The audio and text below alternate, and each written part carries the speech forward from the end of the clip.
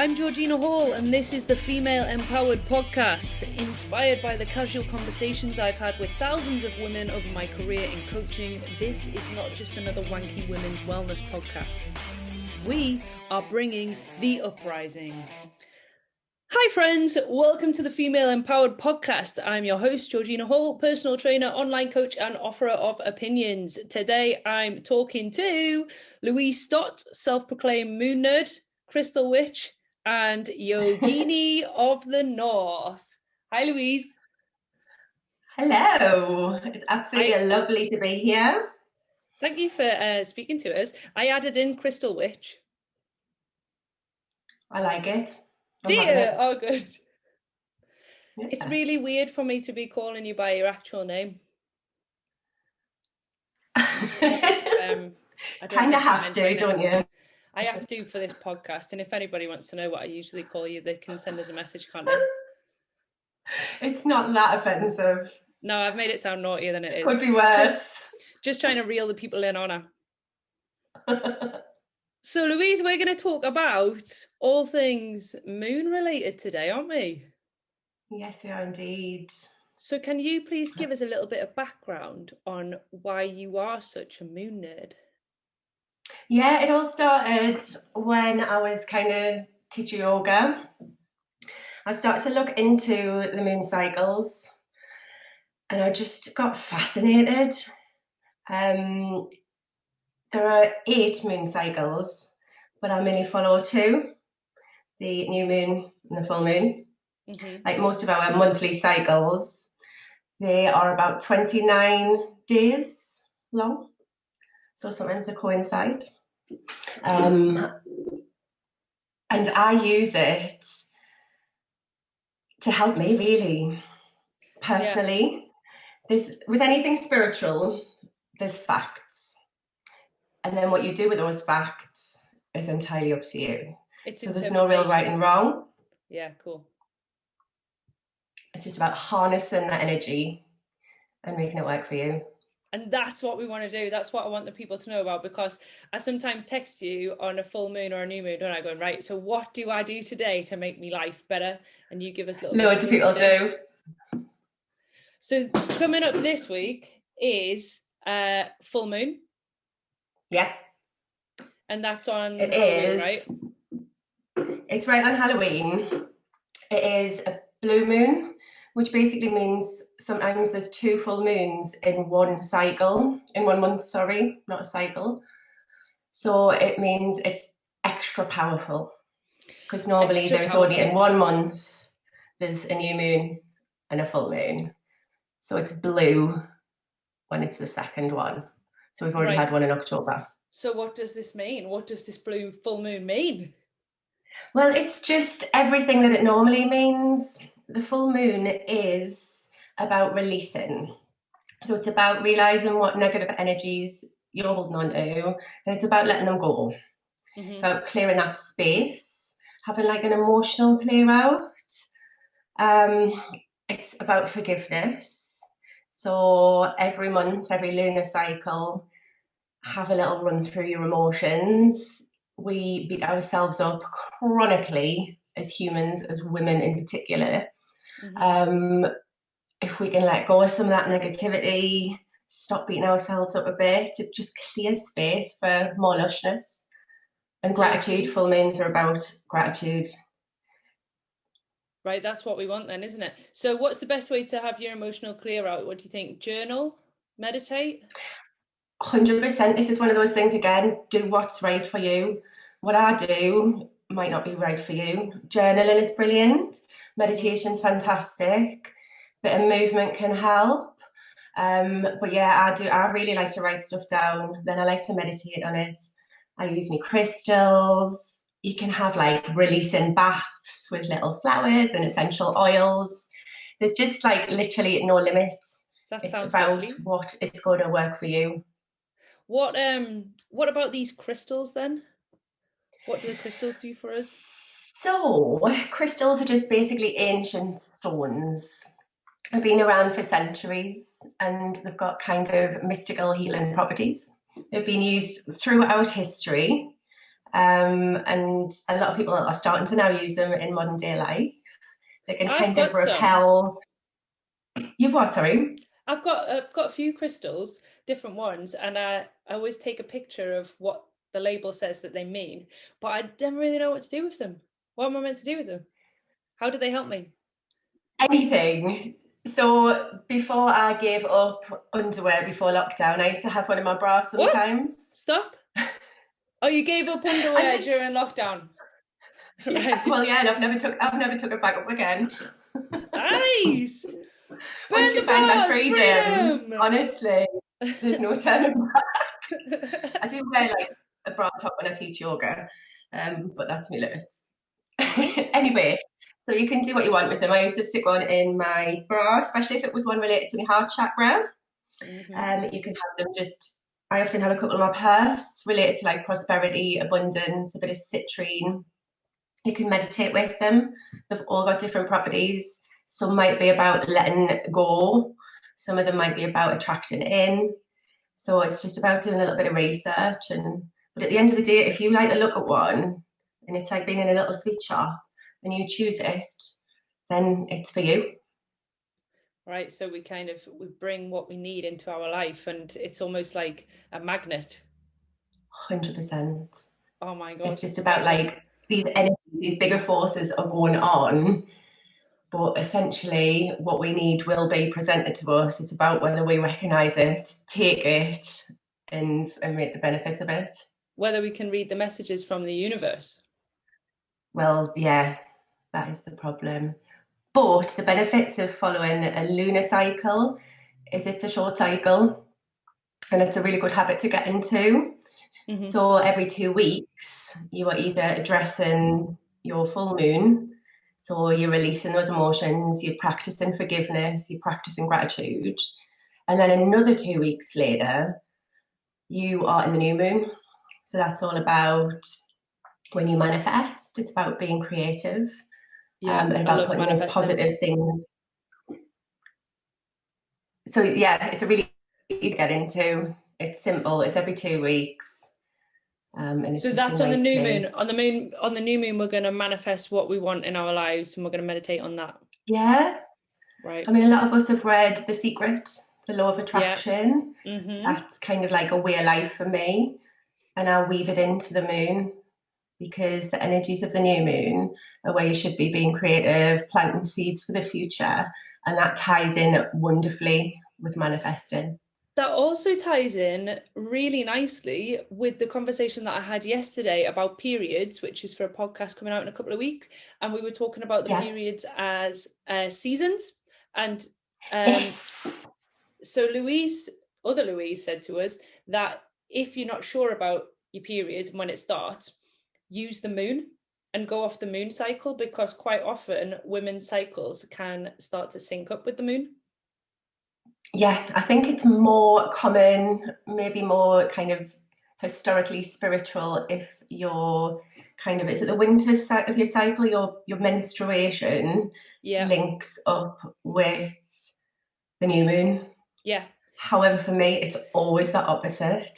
Oh, is it? So I'm kind of full moon when you're already highly emotional.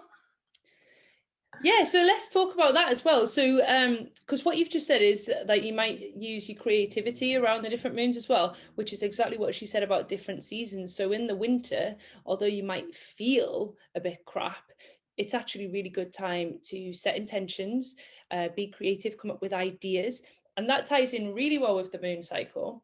But what Yeah, about these absolutely. high intensity emotions that we have going on with the moon cycle as well? Well, yeah, whatever is going on in your life, if there's any kind of full moon, it'll be amplified. So if you are like feeling amazing, jump on it, go for it, harness that energy. But if you are feeling a little bit shitty around the full moon, you're going to feel even worse. So, do you know? But Sorry, go on. there's You go. tools. Yeah, no, I was just going to say there's those tools. There's coming back to that journaling, writing down what you want to release, looking at why you're feeling like that, and just Hmm. addressing the emotions rather than just kind of wallowing in them. And yeah, And Is it like a scientific fact that some people's emotions are linked up to the moon? Because some people don't get this. I very much do. I know you do. I'll Yeah, my sleep will be disrupted around a full moon. yeah. If I'm already a bit highly strung, I'll be kicking off around the full moon. If I'm all right, I'm all right. But if I'm Booting already off. on the edge, I'm going to be booting off around that full moon time. And it's only when I look back on hindsight and I go, oh, yeah, it was a full moon. That's why I've been kicking off. I would challenge anybody to just chart emotions for a couple of months, 2, 3 months, chart them alongside your periods, even better. And there will be a pattern. And when you look at the moon cycles, I would think there will be a link. Is that for everybody as well? Is it just for women, or is it this men, children, animals affected as well? It's a universal energy, the moon and the lunar cycle. So it'll affect people to varying degrees. I'm quite in touch with my emotions. I'm quite open with my emotions. I'm quite accepting, and I'm quite perceptive of other people's, which makes me highly sensitive to it all. Some people are totally closed off, aren't they? Yeah, So if you're closed off, if you're not open to any, a bit repressed, then it's going to affect you less. But even A&E departments and stuff get more admissions on the full Really? moon. Yeah. And it's not all werewolves. Oh no, sadly not. Is it anything to do with water? Because isn't the moon related to the tides? And as humans, what we're about 80% water? Is it anything to do with that? Not that I know of. I know talk about the moon in astrological terms, so related to like the zodiac and stuff. So that's all I know. That's where my moon nerdness lies. And I'm not a water sign. So who I'm a cares? Capricorn. So What's it can't be that. Capricorn? Capricorn, isn't it an earth I always sign? get, yeah. Goat. I'm actually in the Chinese zodiac. I'm a fire bunny.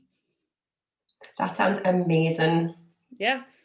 I thought I was a dragon for 30 years and I got it wrong. 30 years later, that's how long it was. 30 years I thought I was a dragon and then looked into it. No. I was born in January and the Chinese New Year started in February. Turns out I'm a bloody bunny. And I never realised. A fire bunny though. A fire bunny, yeah. So almost like a dragon, but cuter. Yeah, it's kind of like a little cuter dragon, I would say. Yeah, that's me, little cute dragon. Okay, so moving on.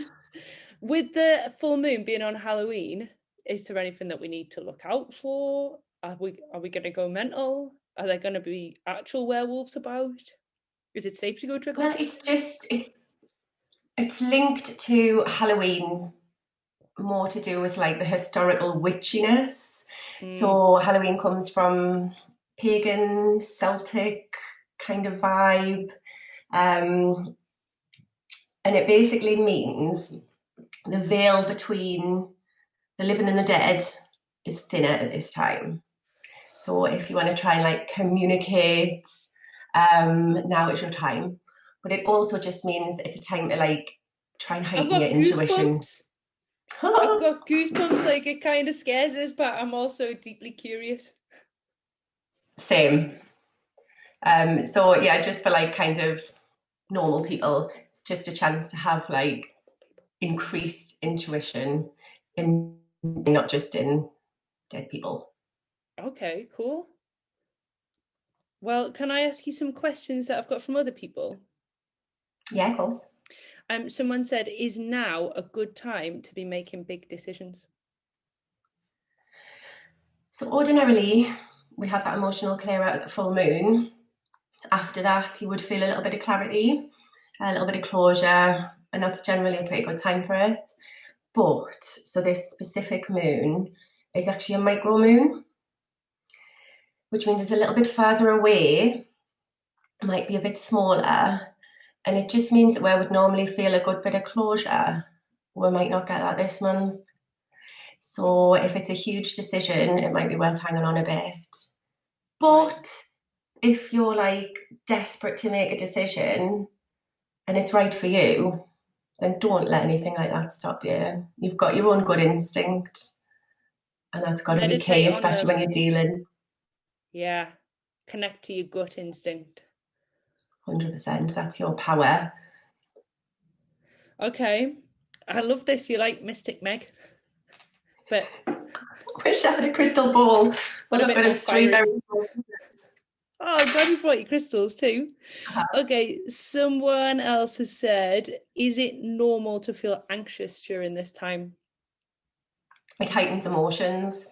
So yeah, it might dredge things up a little bit, and you'll be like, why am I thinking about my ex? And then if you look and you're like, full moon in a couple of days, that's why.